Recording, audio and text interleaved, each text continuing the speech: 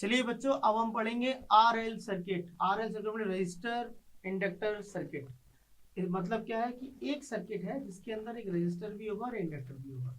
अभी तक हम बात कर रहे थे ओनली रजिस्टर, इंडक्टर और कैपेसिटर की, है ना, अलग अलग। अब हम सर्किट को इस तरह बना लेते हैं भैया, देखिएगा ध्यान से। ये हमारा आर और ये एल, और इसको मैंने सप्लाई दे दिया एक एसी सोर्स से। ये मेरा एसी सोर्स हो गया, ठीक है। यहाँ पर करंट क्या होगा, I, this is R, this is L. L क्या है बेटा, इंडक्टर। यूनिट क्या होती है जल्दी बताओ, यूनिट होती है सर इसकी हेनरी। बहुत बढ़िया, VM sign omega T. Clear है, ये मेरा हो गया। अब समझो ध्यान से, ध्यान से समझना। क्या समझना है, इस सर्किट को एनालिसिस कैसे करेंगे। सबसे पहले हम ये देखेंगे कि हमारा टोटल जो वोल्टेज है, इंस्टेंटेनियस वोल्टेज, वो यहाँ पर वी है। तो इसके अक्रॉस जो वोल्टेज होगा वो क्या होगा सर, वी आर होगा। और इसके अक्रॉस जो वोल्टेज होगा सर, वी एल होगा। ये तो हमको पता है। अब हमको क्या करना है, अब हमको करना क्या है, हमको ये देखना है कि इसको कैसे करेंगे। देखिएगा ध्यान से। अब हमारे पास आर भी है, एल भी है। मतलब अब हमको एक नया टर्म इंट्रोड्यूस होगा आपके सामने, जिसको बोलते हैं इम्पिडेंस। इम्पिडेंस होता क्या है, इम्पिडेंस सबसे पहले मैं बता देता हूँ। Impedance is just type of resistance. ये भी एक रेजिस्टेंस होता है। कैसे सर, डीसी सर्किट के अंदर रेजिस्टेंस होता है, पता है। एसी सर्किट के अंदर इम्पिडेंस होता है। इम्पिडेंस क्यों होता है, it is a combination of the reactance and the resistance, that is why it called the impedance. कैसे, अब भैया जैसे मुझे यदि इम्पिडेंस निकालना है, तो इम्पिडेंस होता है under root R square plus X square. मैं एक्स लिख रहा हूँ, अभी एक्स एल नहीं लिखा है, एक्स सी नहीं लिखा है। एक्स मतलब रिएक्टेंस, रिएक्टेंस इंडक्टिव भी हो सकता है और कैपेसिटिव भी हो सकता है। तो इसका जो अंडर रूट होता है वो आपका इम्पिडेंस है। अब सिमिलरली आपको इससे दिखाई दे रहा होगा, यदि मैं कुछ पूछूं आपसे कि भैया इसका इम्पिडेंस ट्रायंगल बनाना है, क्या बनाना है, इम्पिडेंस ट्रायंगल यदि कोई पूछ लेता है, तो बच्चे बिल्कुल भी कंफ्यूज मत होना। इम्पिडेंस ट्रायंगल क्या होता है, ये देखो, ये है आपका इम्पिडेंस ट्रायंगल। अब इम्पिडेंस ट्रायंगल में अब मुझे बताओ कि जेड कहाँ आएगा, जल्दी बताओ, जेड कहाँ आएगा। जेड सर यहाँ आएगा ना, वेरी गुड, बहुत बढ़िया। अच्छा आर कहाँ आएगा, जल्दी बताओ, आर कहाँ आएगा, आर यहाँ आएगा या यहाँ आएगा, सर आर यहाँ आएगा। और यहाँ क्या आएगा सर, एक्स आएगा। अब ये है आपका इम्पिडेंस ट्रायंगल। क्लियर है। अब इसके बाद यदि हम इसको और डिटेल में समझे तो कैसे समझेंगे कि सर इसमें यदि मुझे वोल्टेज निकालना है, तो वोल्टेज मेरा क्या होगा, V equal to I Z. यहाँ पर वोल्टेज क्या होगा sir, V equal to I R. और यहाँ का वोल्टेज क्या होगा sir, V equal to I X. यदि L की बात कर रहा हूँ तो आई एक्स एल। इसका मतलब क्या है, इसका मतलब ये है कि इंडक्टिव सर्किट में वोल्टेज ये होगा, रेजिस्टिव में सर ये होगा। और यदि वो आरएल सर्किट है या आरसी सर्किट है या आरएलसी सर्किट है, तो हमारा वोल्टेज होगा V equal to I Z. और जेड की वैल्यू क्या होगी सर, जेड की वैल्यू सर ये होगी। अब यहाँ पर यदि वोल्टेज वी जेड लिख देता हूँ, यहाँ पर आई वी आर लिख देता हूँ, यहाँ पर वी एल लिख देता हूँ, तो हमारे पास जो पाइथागोरस थ्योरम है उससे क्या बनेगा सर, ये बनेगा V Z equal to under root V R square plus V L square. ये भी लिख सकते हैं, लिख सकते हैं, ये लिख सकते हैं, बिल्कुल लिख सकते हैं। अब और थोड़ा सा आगे चलते हैं। थोड़ा जब आगे चलेंगे तो हमें क्या दिखेगा, ये देखिएगा कि आपको जब इम्पीडेंस ट्रायंगल समझ में आ गया, तो आप सबसे पहले क्या निकालते थे सर, करंट निकालते थे ना। करंट कैसे निकालोगे, करंट कैसे निकालोगे, जल्दी बताओ। करंट भैया देखो, V का वैल्यू हमने निकाला, I का वैल्यू क्या निकालते थे सर, I का वैल्यू निकलता था इसके एंगल से। कैसे निकलता था, इसका एंगल। और एंगल कैसे पता चलेगा सर, यही तो प्रश्न है सर, एंगल कैसे पता चलेगा, जल्दी बताओ। कट है ना, ऊपर करो। अब कंफ्यूज हो गए, मैंने थोड़ा सा उल्टे चालू किया ना उसको।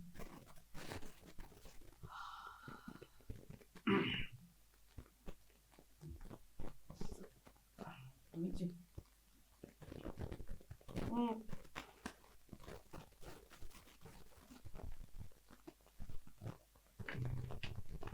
नीचे करना था, नीचे करिए।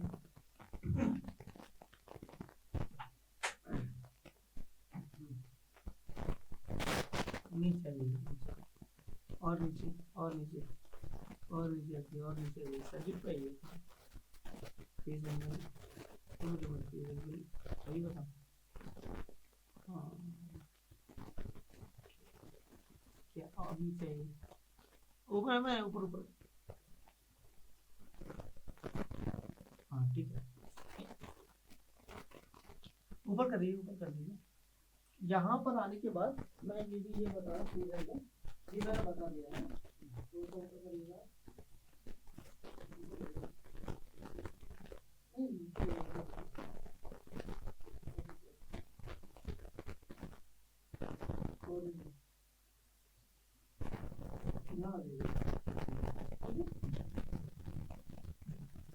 स्टार्ट करो, यहाँ से हाँ स्टार्ट करो। चलिए अब हमको क्या देखना है बेटा, यहाँ पर हमने वोल्टेज तो निकाल लिया, अब हमारे पास बात क्या आती है, सर करंट निकाल लेते हैं। तो करंट कैसे होगा, करंट क्या होगा, कौन सा सर्किट है, इंडक्टर सर्किट है। इंडक्टिव सर्किट यदि प्योर इंडक्टिव होता तो इसमें क्या करते हैं हम, जो हमारा करंट है वो 90 डिग्री से लैग करता है, ये तो हमको पता है।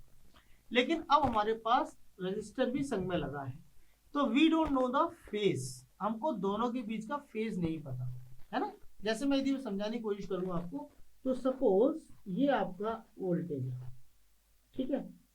अब मुझे ये नहीं पता कि मेरा करंट जो है वो कितने डिग्री से लैग कर रहा है, कितने डिग्री से लैग कर रहा है।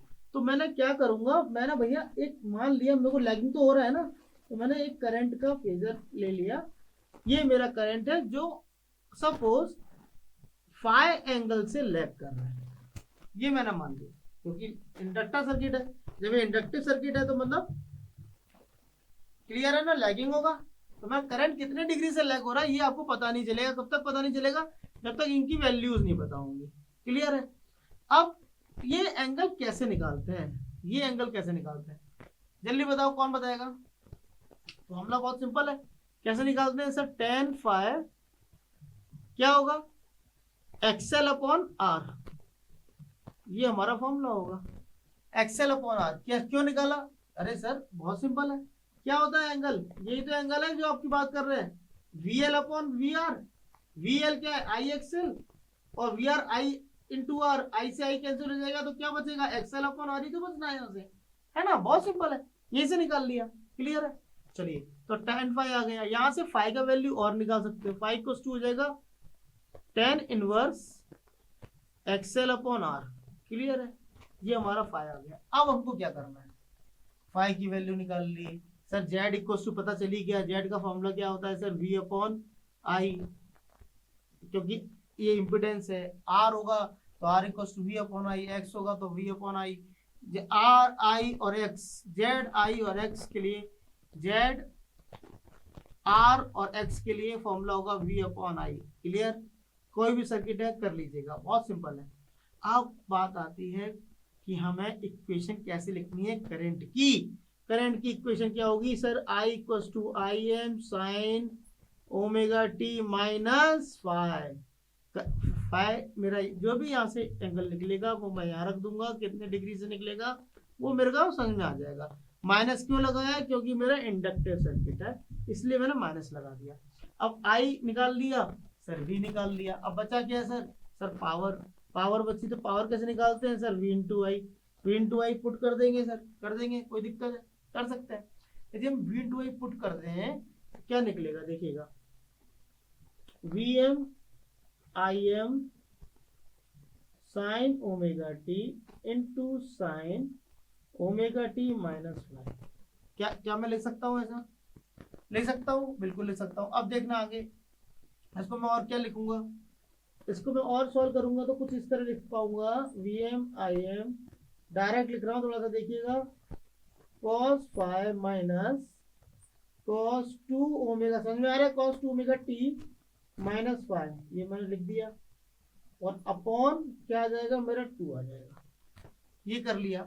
अब इसका मल्टीप्लाई कर दीजिए अंदर, इसका मैंने मल्टीप्लाई करना है, तो power equals to V M I M cos omega phi, ये हमारे पास आएगा, और इसके आगे और करेंगे तो वो हमारा एक और टर्म बनेगा जिसको बोलते हैं VM IM/2, सर ये भी तो अपॉन 2 ही रहेगा, cos 2 omega t minus y। अब एवरेज निकाल लेंगे, जब आप उसका एवरेज निकालेंगे तो you will get this term will be 0 and average for the full cycle के लिए एवरेज निकालेंगे तो P एवरेज यदि फुल साइकिल की निकालेंगे 0 to पाई के लिए यहाँ इसको वैल्यू को पुट करेंगे तो this term will be 0, now you will get this term only and this term is P equals to VM/2 into IM/2 cos phi, और ये हो जाएगा VRMS into IRMS cos phi। ये आपका आ गया पावर।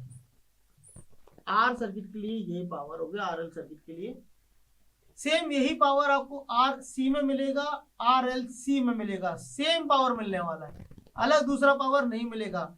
ये कौन सा पावर होता है, मैं पावर के बारे में भी अब आगे आपको बताने वाला हूँ, थोड़ा सा ध्यान से देखिएगा। अभी सबसे पहले क्या बचा सर, ट्रायंगल तो बना ले, ट्रायंगल बना लोगे कि मैं बनाऊं, जल्दी बताओ, बना दूं? चलो भैया बना देता हूँ ट्रायंगल। ट्रायंगल में कितना टाइम लगना है, ट्रायंगल और वेवफॉर्म, जल्दी बताओ, ट्रायंगल बताओ या वेवफॉर्म बनाओ? ट्रायंगल तो मैंने यहाँ बनाया है, चलो वेवफॉर्म बना देता हूँ। वेवफॉर्म कुछ नहीं है भैया, किसका वेवफॉर्म बनाओ सबसे पहले? सर वोल्टेज का, ठीक है ये ले भाई वोल्टेज बन गया, मैं जल्दी बना रहा हूँ, थोड़ा सा देखना भैया। वेवफॉर्म वोल्टेज, अच्छा करंट का, करंट लैगिंग कर रहा है, पता नहीं कितने डिग्री से लैग करेगा। चलो भैया ये आपका करंट हो गया, ये मैंने बताया था ना। अब क्या निकालना है सर, पावर निकालना है, पावर का बना देते हैं सर। सेम इंडक्टिव सर्किट के अंदर जो बना था सर वैसे ही चलेगा सर, बिल्कुल सेम वैसे ही चलेगा। ये आपका पावर बन गया, बस ये आपका वेवफॉर्म हो गया, ये आपका करंट हो गया सर, ये आपका वोल्टेज हो गया, ये आपका करंट हो गया और ये आपका पावर हो गया। ये भी वेवफॉर्म बन गया है, सिंपल। अब कोई भी आप वेवफॉर्म बना सकते हैं किसी भी सर्किट की, क्लियर है? आगे बढ़े, चलिए अब दूसरी सर्किट देख लेते हैं। टाइप्स ऑफ पावर, इस कोर्स में के शुरू में मैं बता दिया था आपको कि पावर क्या होता है। अब बताऊंगा कि हमारे एसी सर्किट के अंदर कितने टाइप की पावर्स है, कौन कौन सी पावर है, जल्दी बताओ। तो पहली पावर है अपरेंट पावर, कौन सी पावर है? Apparent power. बेटा इसको किससे रिप्रेजेंट करते हैं? इसको अपन रिप्रेजेंट करते हैं बेटा एस से। किससे रिप्रेजेंट करते हैं?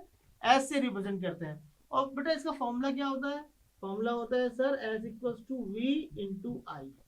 अब बेसिकली होता क्या है, how can I define it? Sir V क्या है? V is the RMS value, I क्या है? RMS value. तो कैसे बोलेंगे? The product of VRMS and IRMS is called the apparent power. The power it is defined as the product of VRMS and IRMS is called the apparent power. और इसका unit क्या होता है बेटा? कैसे दिखाई दे रहा है आपको यूनिट? सर इसका होता है सर वोल्ट और सर इसका होता है एम्पियर। तो इसका यूनिट क्या हो जाएगा सर? Volt ampere. क्या हो जाएगा? Volt ampere. अब इसी प्रकार दूसरी पावर होती है, उस पावर को पता है क्या बोलते हैं, जल्दी बताओ। सर उसको बोलते हैं सर रियल या और ट्रू पावर। क्या बोलते हैं? रियल और ट्रू पावर। अब ये कौन सी पावर होती है? सर ये तो बहुत सिंपल पावर है, क्योंकि इस पावर का फॉर्मूला क्या होता है? सर इस पावर का फॉर्मूला होता है P equals to VI cos phi।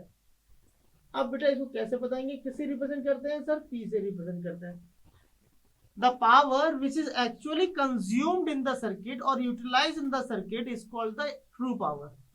याद रखना, the power which is actually consumed or utilized in the circuit is called the true power. बिल्कुल ध्यान रखिए एक बार और, the power which is actually consumed in the circuit is called the true power or real power. It is defined as P equals to VI into cos phi and the unit is watt. What is the unit? Unit is watt. And third power is, तीसरी power कौन सी होती है बेटा? Reactive power. True power, इसको true power भी बोलते थे और इसको एक्टिव भी बोलते हैं बेटा। कहीं कहीं इसको एक्टिव पावर ही बोला जाता है, ठीक है, इसका भी नाम याद रखना। ये अब नेक्स्ट पावर है रिएक्टिव पावर। रिएक्टिव पावर इसको किससे रिप्रेजेंट करते हैं बेटा, क्यू से करते हैं। किससे रिप्रेजेंट करते हैं, क्यू से। कैसे डिफाइन करेंगे, इसका डेफिनेशन क्या थी, which is actually consumed in the circuit, और इसका डेफिनेशन क्या होगा बेटा, इसका डेफिनेशन होगा which does not consumed in the circuit. Which does not consumed, जो सर्किट के अंदर कंज्यूम नहीं होती, एक बार बोल रहा हूँ, which does not consumed in the circuit, it is a basically imaginary power and have the unit of volt ampere reactive, VAR, volt ampere reactive, याद रखना, ठीक है, बहुत क्लियर है। तो आपको ये चीज क्लियर समझ में आ रही होगी कि मैं आपको क्या क्या बोल रहा हूँ। Active power, reactive power, apparent power, एक बार और बता देता हूँ। Apparent power can be defined as the product of RMS value of voltage and the current. Active power is called the power which is actually consumed in the circuit is called the active power and defined by the PI cos phi. The unit is watt. The reactive power, it is noted by Q. Also we can define it which does not consumed or utilized in the circuit is called the reactive power. एक बार clear, ये चीज बहुत अच्छी तरह से clear है कि नहीं। चलिए अब देखेंगे कि अब इन पावर का पर्पस क्या होता है, इनका सिग्निफिकेंस क्या क्या है, इसको थोड़ा सा देखेंगे कि अब सिग्निफिकेंस की यदि बात करूं तो क्या कहाँ यूज होंगी ये सारी पावर। एपरेंट पावर कहाँ यूज होगी, रिएक्टिव पावर कहाँ यूज होगी, और एक्टिव पावर क्या कहाँ यूज होगी। बेटा बहुत सारे सर्किट्स ऐसे हैं जहां पर मैंने आपको बताया, आर बताया, एल बताया, सी बताया, आर एल सर्किट बताया, आर सी बताऊंगा, आर एल सी अभी बताने वाला हूं। तो इन वहां पर आपको इन पावर का यूज करना होता है।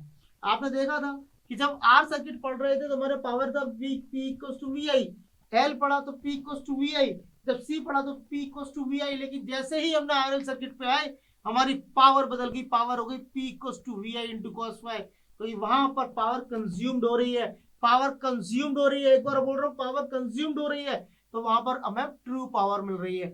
एक बार समझ लीजिएगा, जिस सर्किट के अंदर पावर कंज्यूम्ड होती है वहां पर हमको ट्रू पावर मिलती है, एक्टिव पावर मिलती है, ठीक है ना। और पावर किसके कारण कंज्यूम्ड होती है सर, दो एलिमेंट के कारण कंज्यूम्ड होती है, एल या सी, एल और सी, इनके कारण पावर कंज्यूम्ड होती है। इसने हमने देखा होगा कि जब मैं आपको प्योर इंडक्टिव सर्किट पढ़ा रहा था तो उसमें मैंने बोला था कि the power consumed is zero, क्योंकि प्योर सर्किट के अंदर कोई पावर कंज्यूम हो रही थी क्या, नहीं हो रही थी। इसीलिए उसका फॉर्मूला क्या था सर, वी आई था। क्यों था सर, फॉर्मूला तो sir V I cos phi होता है, लेकिन फाई यदि जीरो होगा तो कॉस फाई क्या हो जाएगा। देखना मैं क्या बोलने वाला हूं, मैं ये बोल रहा हूं कि फॉर्मूला तो मेरा वी आई कॉस फाई है, लेकिन यदि मेरा पावर कंज्यूम्ड है, इसका फेज एंगल जीरो होगा तो कॉस फाई क्या हो जाएगा सर, 1 हो जाएगा। ये कॉस फाई जब 1 होगा तो पावर मेरा किसके इक्वल हो जाएगा sir, that will be equal to the apparent power. यही बोलने वाला हूं उसमें। अब आपका जो मेन इंपॉर्टेंट है कि आपका जो रिएक्टिव पावर है वो कहाँ होगी सर, किसी भी सोर्स के अंदर जहां पर पावर कंज्यूम नहीं हो रही कोई, तो वहां पर रिएक्टिव पावर होती है। सिंपल शब्दों में समझ लेना, बिल्कुल सिंपल है, ठीक है ना। बहुत सारे सर्किट्स ऐसे आपके आने वाले हैं, वहां पर आपको पावर दिखेगी कि that the reactive power is there, है ना, which is basically is a imaginary power. अब हम पढ़ने वाले हैं पावर फैक्टर। कहीं कहीं पर ये देखा जाता है कि पावर फैक्टर आ जाता है। पावर फैक्टर होता क्या है, what is the power factor, क्या है पावर फैक्टर, कौन बताएगा मुझे, व्हाट इज पावर फैक्टर। अब पावर फैक्टर को यदि हम देखें, power factor can be defined as, कैसे डिफाइन करेंगे,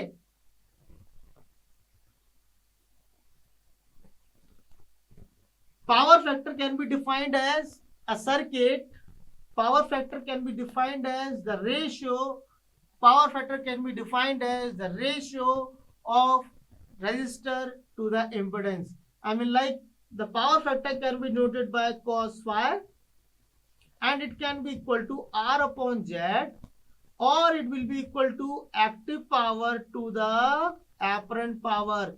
It is a ratio of active power to the apparent power. कैसे निकालते हैं, एक्टिव पावर का फॉर्मूला क्या होता है sir, V I cos Y, और अपरेंट क्या होता है sir, V I, V I से वी आई कैंसिल हो जाएगा, क्या बचेगा सर कॉस वाई आएगा। तो सर ये आपका पावर फैक्टर होता है। तो power factor can be defined as active power और ट्रू पावर और real power, upon the apparent power और it is the ratio of the resistance to the impedance. Clear है? चलिए अब एक चीज और बता देता हूं कि पावर फैक्टर का सिग्निफिकेंस क्या है। अब और आगे देखेंगे, जब हम पावर फैक्टर की बात कर रहे होते हैं तो कहीं कहीं इंडस्ट्री पर्पस में पावर फैक्टर का अपने आप में बहुत इंपॉर्टेंट रोल होता है। पावर फैक्टर जब बड़ा होता है, I mean like power factor का जो लिमिट होता है वो 0 और 1 के बीच में होता है। किसके बीच में होता है? It lies between the 0 to 1। It lies between the 0 to 1। This is called the power factor. इसके बीच में होता है, मतलब पावर फैक्टर 0 से 1 के बीच में हो सकता है और 1 तक हो सकता है। किसी भी इंडस्ट्री में यदि पावर फैक्टर 1 होता है, इसका मतलब आपके सारे सर्किट में कोई भी लॉसेस नहीं होते हैं। कैसे पता चलता है कि 1 कब होगा? जब पावर फैक्टर 1 कब होगा बेटा? जब आपका जो इम्पिडेंस है वो R हो जाएगा। इम्पिडेंस R कब होगा? इम्पिडेंस R मतलब ये जब R होगा, देखिएगा ध्यान से मैं क्या बोलने वाला हूँ। पावर फैक्टर आपका 1 कब होगा? जब R अपॉन R होगा, मतलब तभी तो 1 होगा। या फिर हमारा पूरा एपरेंट पावर एक्टिव पावर के बराबर हो जाए, या फिर एक्टिव पावर एपरेंट पावर के बराबर हो जाए, तब 1 होगा। तब इस केस में हमारे जो लॉसेस होते हैं वो 0 हो जाते हैं और हमारा basically in the real cases और प्रैक्टिकल केसेस हमारा पावर फैक्टर कभी भी 1 नहीं होता। याद रखिएगा, पावर फैक्टर कभी भी 1 नहीं होता। लेकिन हम इंडस्ट्री में कभी भी पावर फैक्टर को 0.9 से नीचे नहीं जाने देते। यदि 0.9 से नीचे होगा पावर तो हमारे लॉसेस इंक्रीज हो जाएंगे। लॉसेस इंक्रीज होने से क्या होगा? हमारा प्रोडक्शन उतना एफिशिएंट नहीं होगा। इसलिए power should not greater than 1 and less than 0, could not less than 0। इससे नीचे नहीं होगा। 0 और 1 के बीच में पावर फैक्टर हमेशा लाई करेगा। क्लियर है बात? चलिए अब हम नेक्स्ट सर्किट देखेंगे।